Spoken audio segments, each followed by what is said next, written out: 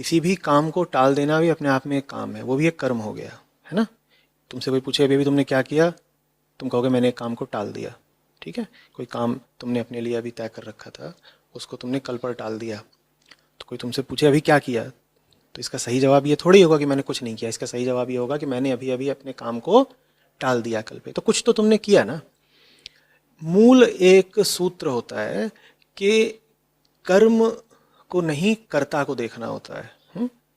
Action से कहीं ज़्यादा महत्वपूर्ण होता है एक्टर, डीड से कहीं ज़्यादा महत्वपूर्ण होता है डूअर, कर्म से कहीं ज़्यादा महत्वपूर्ण होता है कर्ता।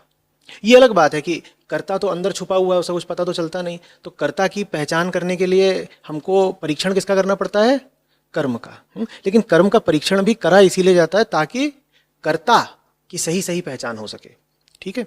तो प्रोक्रेस्टिनेशन माने विलंबन भी एक कर्म है। इसके पीछे प्रोक्रेस्टिनेटर कौन है, टाल मटोल करने वाला कौन है, ठीक है। विलंबन करता कौन है, वो क्यों टाल रहा है काम को, ये समझना जरूरी है। देखो, अगर भीतर जो टालने वाला है वो कोई डरी हुई शय है, या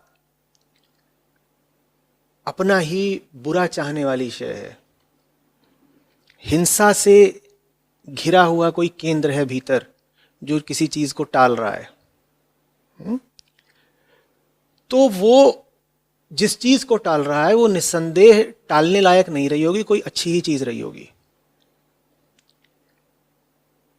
ठीक है। ऐसे मामलों में टाल करके बुरा किया तुमने, क्योंकि जिस चीज को तुम टाल रहे थे वो चीज तुम्हारे लिए अच्छी थी।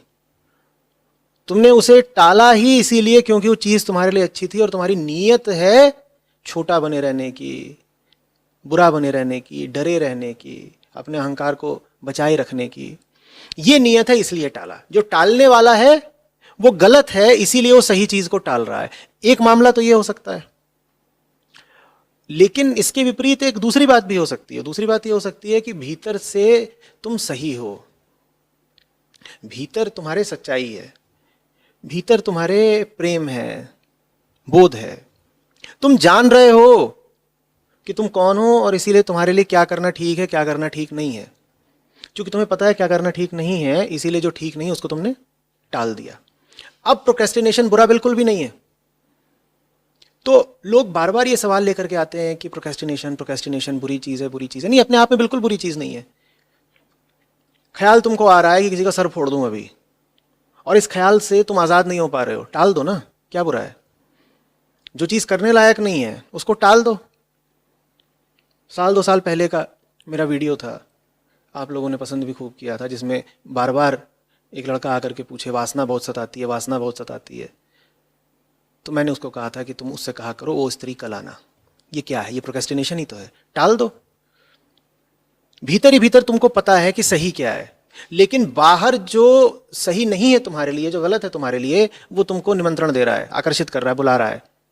और तुम पा रहे हो कि ये जानते हुए भी कि क्या सही है, तुम उस आमंत्रण को सीधा सपाट ठुकरा नहीं पा रहे। तो फिर उसको क्या करो, टाल दो कि हाँ ठीक है हम आएंगे, आप बुला रहे हैं तो हम आएंगे, आज नहीं कल आएंगे। तो ये जो प्रोक्रेस्टिनेशन है ये अपने आप में तुम्हारा दोस्त भी हो सकता है। तुम जानते हो कोई काम निस्संदेह आवश्यक है, अब नींद आ रही है, 2 चीजें हो सकती हैं, या तो काम टाल दो या नींद टाल दो। दोनों ही स्थितियों में तुमने कुछ ना कुछ तो टाल ही दिया ना। तो मुझे बताओ टालना बुरा कैसे हो गया। टालना सिर्फ तब बुरा है जब तुमने नींद के चलते काम को टाल दिया। पर काम के चलते अगर तुमने नींद को टाल दिया तो बिल्कुल बुरा नहीं है। बात समझ में आ रही है। तो ये देखो कि टालने वाला कौन है। टालने वाला अगर गलत है तो वो हर सही चीज को टाल रहा होगा। एक सज्जन आए, वो बोले कि मेरे दोस्त हैं, उनको मैं बोला करता हूं कि चलिए आचार्य जी के सत्रों में चलिए। बोलते हैं हाँ हाँ हाँ हाँ, नहीं बिल्कुल, आप इतनी प्रशंसा करते हैं तो आचार्य जी कुछ बहुत ही ऊंची बात बोलते होंगे। और मैं ये भी देख रहा हूँ कि जब से आपने आचार्य जी को सुनना शुरू किया है आपका जीवन बेहतर हो गया है, आप हर तरीके से एक बेहतर इंसान हो गए हैं, काम में आपकी प्रवीणता बढ़ गई है, आपके रिश्ते बेहतर हो गए हैं, सब मैं देख रहा हूँ। तो कहते हैं आप ये सब देख रहे हैं तो चलिए आप भी साथ में चलिए। अपने दोस्त से ऐसा कहते हैं वो। तो दोस्त महाराज क्या फरमाते हैं, बोलते हैं हाँ चलूंगा चलूंगा, अगले सत्र में चलूंगा, अगले सत्र में चलूंगा। कब चलूंगा? अगले सत्र में चलूंगा। ये भी प्रोक्रेस्टिनेशन है। यहाँ क्या टाला जा रहा है? यहाँ बेहतरी का मौका टाला जा रहा है। क्यों बेहतरी का मौका टाला जा रहा है? क्योंकि भीतर से तुम क्षुद्र हो। क्षुद्र माने छोटा। भीतर से तुम संकुचित हो, भीतर से तुम डरे हुए हो, भीतर से तुम अपनी पुरानी धारणाओं में जकड़े हुए हो और तुम वैसे ही बने रहना चाहते हो। इसीलिए सुधरने और आगे बढ़ने का जो मौका आ रहा है उसको तुम टाल रहे हो, प्रोक्रेस्टिनेट कर रहे हो।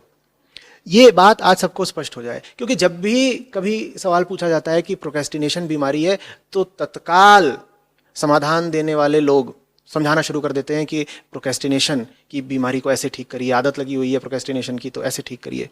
वो कभी ये पूछते ही नहीं कि तुम क्या टाल रहे हो और क्या बनकर टाल रहे हो। सही हो तो गलत को टालोगे, गलत हो तो सही को टालोगे। तो ये देखो ना पहले कि तुम हो कौन। अगर तुम सही हो तो प्रोक्रेस्टिनेशन बहुत अच्छी चीज है। फिर भूल जाओ कि तुम क्या कर्म कर रहे हो। कर्ता सही हो गया ना, कर्ता सही हो गया तो कर्म उसका कैसा भी हो गलत हो ही नहीं सकता। तुम सही हो जाओ पहले, उसके बाद तुम्हारी टाल मटोल भी शुभ हो जाएगी।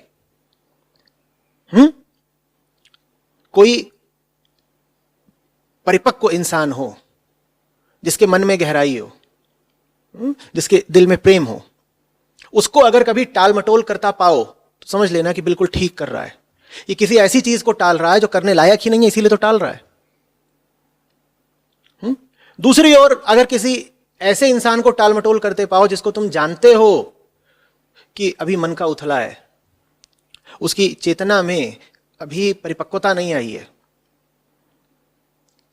अल्हड़ सा है, सोच में उसकी कोई गहराई नहीं है, प्रेम और करुणा का कोई स्पर्श नहीं हुआ है उसको, ऐसे इंसान को अगर तुम पाओ टाल मटोल करते तो समझ लेना कोई बिल्कुल जायज और अनिवार्य चीज होगी, बिल्कुल सही चीज होगी, उसी को टाल रहा होगा, क्योंकि यह बंदा ही गलत है।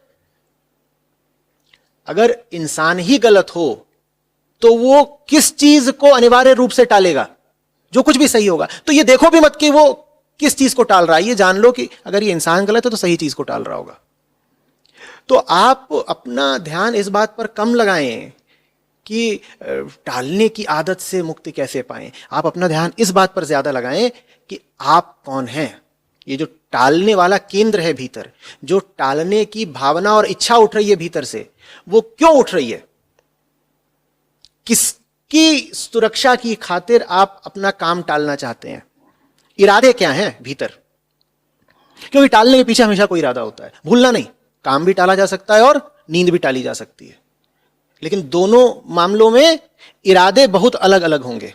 पूछो यही कि टालना तो चाहते हो, इरादा क्या है? इरादा अगर शुभ है तो बेशक टाल दो, टालना फिर शुभ हो जाएगा।